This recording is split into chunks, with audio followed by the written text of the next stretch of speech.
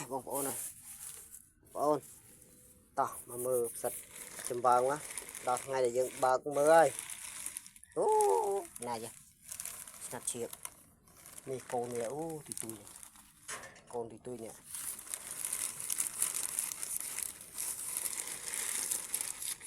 này chứ nè mùi mùi ba ra nè mùi sồn ở đây mùi sồn ừ.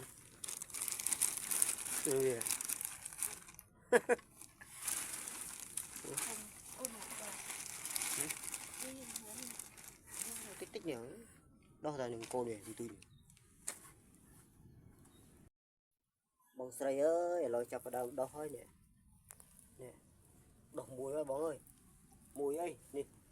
vào đây nè con này nè nhắn nè nè cho ra nè lô kìa vào đây sật đấy sật trên bờ bao nhiêu bàn chục chơi hơi nè nè 7-4 ngày điện thì ngày điện bàn xí ơi bàn hộp ơi